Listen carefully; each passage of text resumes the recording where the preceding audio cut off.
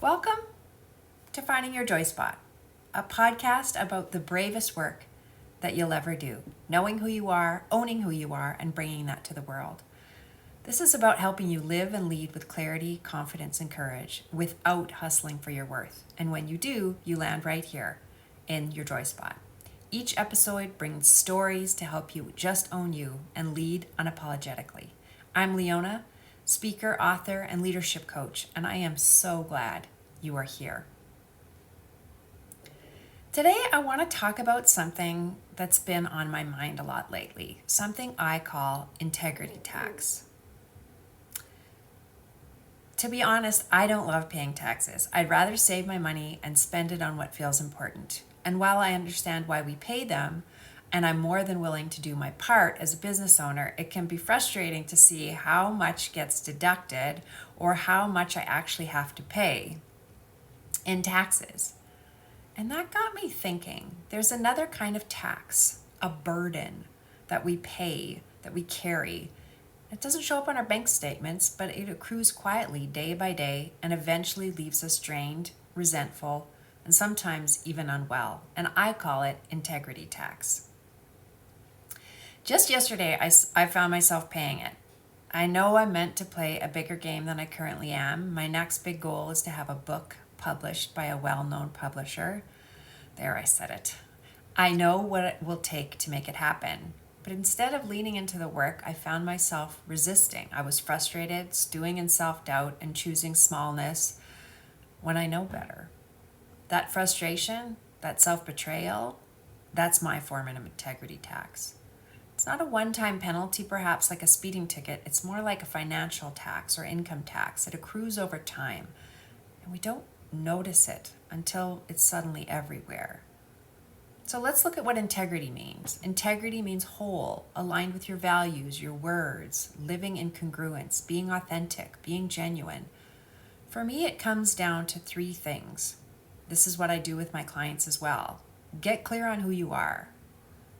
Have the confidence to own who you are, embrace who you are, and the courage to express who you are in the world. The problem is we've all been conditioned to override our inner compass. And every time we do, we add to the tax bill. And here's what research shows us. Brené Brown found that resentment shows up most when we say yes, but wish we'd say no. And that starts to erode us. That's integrity tax. Gabor Maté reminds us that suppressing our truth takes a toll on our health, our relationship, even our immune system. That's integrity tax.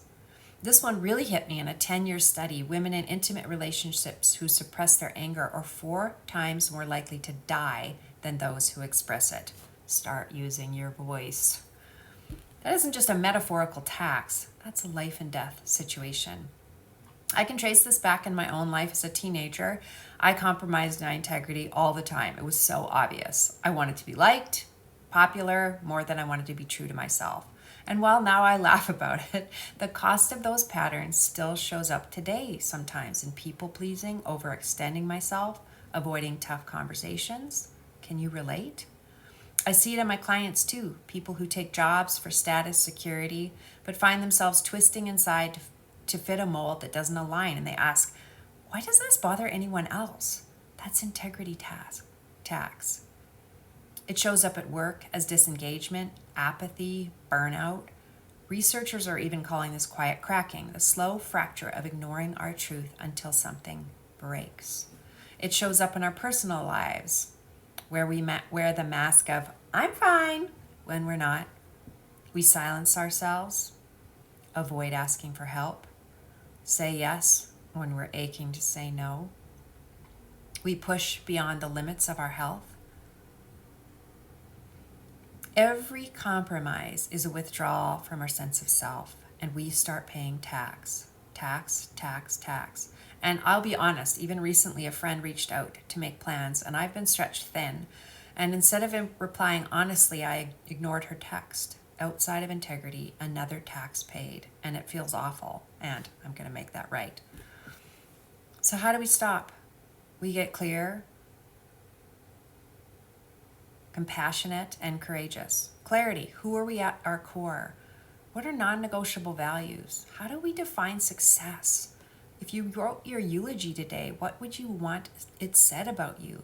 If you died today, would you be proud of how you lived? It's getting me in the feels. Confidence. Practice self-compassion. How can you embrace the parts of you that were just trying to stay safe at the time? What would you say to a friend in your shoes? It's not about perfection. The best way to have confidence is to be compassionate. And then think about courage. What can you give yourself permission for? What truth do you want to speak? What values do you want to start living into? What do you want to stop doing?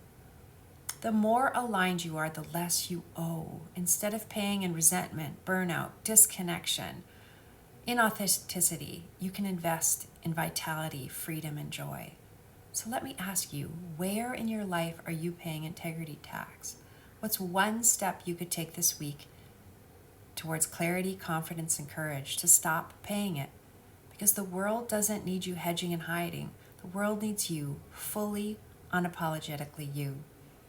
If this resonated for you today, if this helped you find a little bit more joy and the hope, then I would love for you to share it. Thanks for listening. Remember, when you stop hustling for your worth and you live and lead with clarity, confidence, and courage, you'll always find more joy. If you want to, you can subscribe to this conversation or give me a rating. And remember, the bravest work you'll ever do is just own you. The world needs that and more of your magic. Until next time.